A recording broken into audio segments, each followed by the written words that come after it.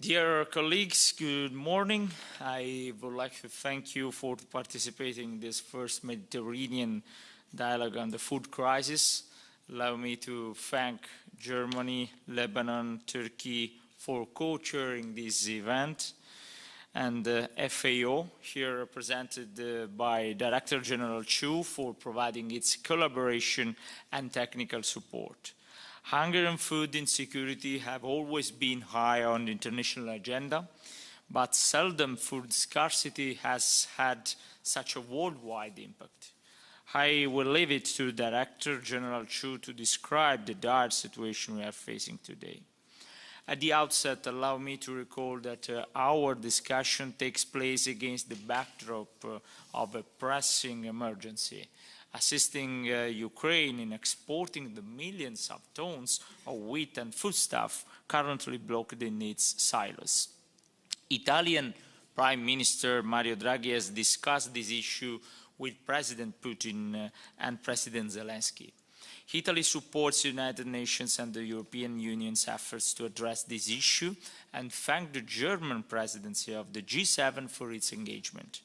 We will continue to contribute actively to all international efforts to find a solution to this matter.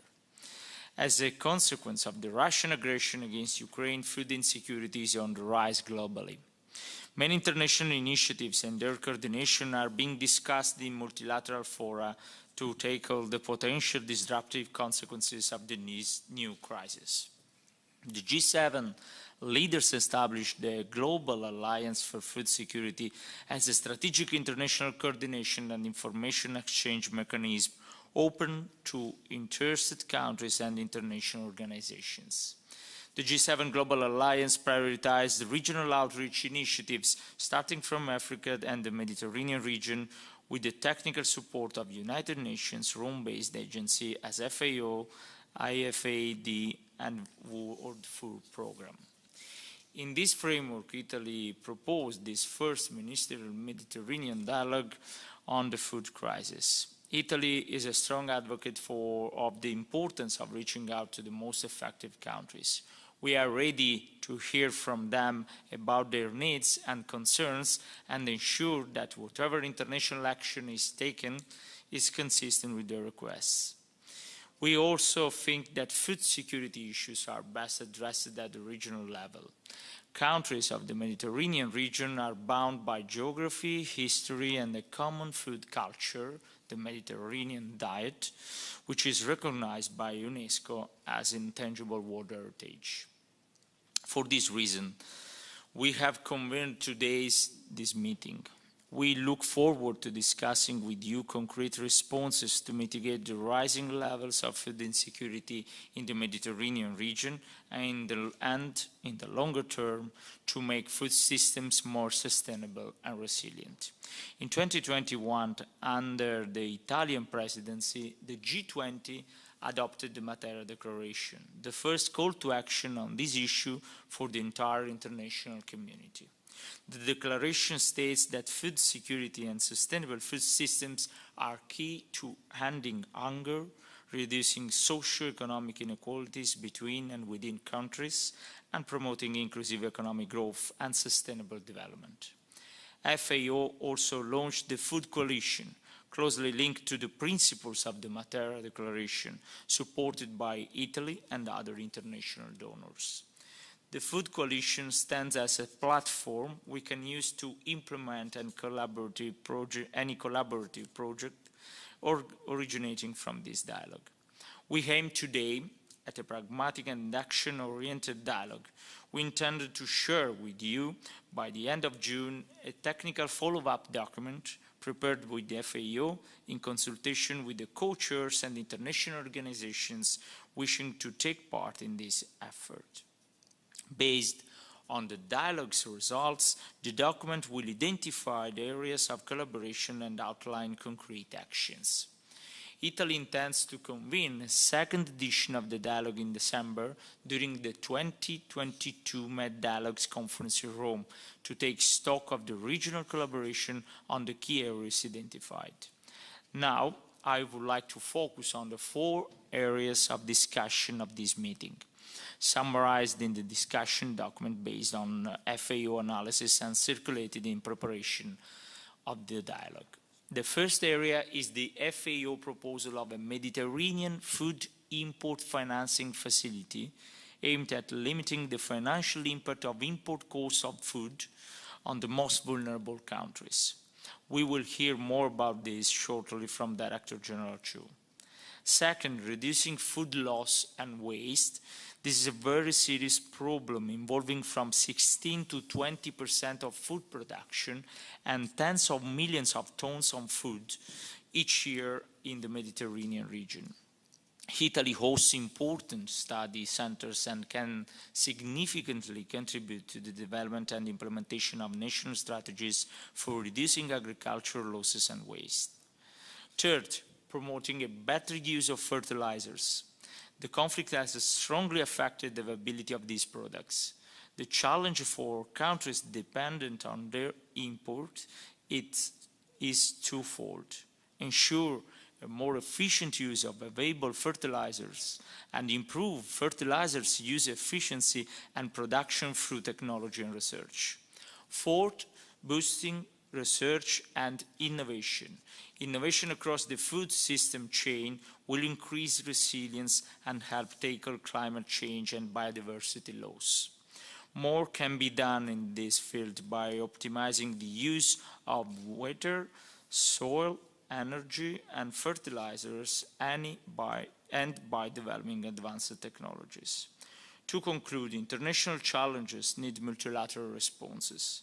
As the President of the Italian Republic, Sergio Mattarella, recently stated, we have chosen multilateralism as we are aware of the interdependence of people's destinies in mutual respect to universally guaranteed peace, development and promotion of human rights. The fight to end hunger requires such a multilateral and integrated approach. We look forward to hearing your views on all these issues and on how to promote a stronger cooperation on food security in the Mediterranean region in line with the Matera Declaration and with the Food Coalition that we launched last year. Now, I'm pleased to leave the floor to the co-chairs, starting with the Germany, President of the G7. Minister Svenja Schulze, first allow me to thank you for co-chairing this dialogue. As G7 presidency, Germany has shown a very strong commitment to tackling the food crisis. Italy fully supports the Global Alliance for Food Security, launched by the G7 leaders upon your initiative and open to every country and organization sharing our concerns for the repercussions of the pandemic and the war in Ukraine on food security. Minister, we look forward to hearing to your insights. The floor is yours. Thank you very much for this warm welcome. Host ministers, fellow co-chairs, Minister Bo Habib and Minister Karici, Director General Q, estimated colleagues, I'm very pleased to be joining the Mediterranean Ministerial Dialogue as a co-chair, also in my function of representing the G7 presidency. This global crisis demands our global attention, and we are facing the worst food crisis in decades, with the most vulnerable and poorest people in Africa, the Middle East, and the Asian Pacific region being the ones who are the most affected. Russia's unjustifiable, unprovoked, and illegal war of aggression against Ukraine is disrupting agricultural production, supply chains, and trade, and has raised food and fertilizer prices to unprecedented levels, making an already dire food security situation much worse. And Germany is an active supporter of the United Nations Crisis Response Group, which covers a broad range of issues: food security, energy, and finance. And for the G7 presidency, Chancellor Scholz is one of the champions supporting these global response. And saving as many people as possible from starvation now means taking global and immediate action. And for this reason, together with the World Bank President David Malpass, I launched the Global Alliance on Food Security at the G7 Development Ministers meeting in May. The alliance will actively support the United Nations Global Crisis Response Group by focusing on the looming food crisis and bringing together like-minded stakeholders. Through the alliance, we will discuss political options to ease the situation, to coordinate support, and to provide foresight in order to better manage the phases of the anticipated crisis. The Global Alliance for Food Security actively engaging in our first steering group meeting and developing the Mediterranean outreach in a complementary way. This Mediterranean dialogue is very timely. It is critically important, after all, to have direct talks with and among the Mediterranean countries, sending a political signal that they are not alone and working together to develop support. Germany will be mobilizing about 4 billion euros in total for food security in developing countries. And for example, we will provide direct cash transfers for the deliverables of collaboration proposed by you for... Sorry. Please close the mic. Yes. Thank you very much. So, all of the 4 deliverables of collaboration proposed by you for the Mediterranean have been very well received by the participants of the Global Alliance on Food Security, and I assure you that they match well with the agenda. With regard to the 4 deliverables, in very short, I took note of your initial proposal for food important financing facility and welcome the general idea. Forward to receive further suggestions on some open questions to make sure that this facility contributes to the current crisis as well as our long-term efforts regarding food security. Through German Development Cooperation, we are already doing work on aspects of food loss and waste, and better and sustainable use of fertilizers is already part of many of our programs, and we will be making further investments in this area.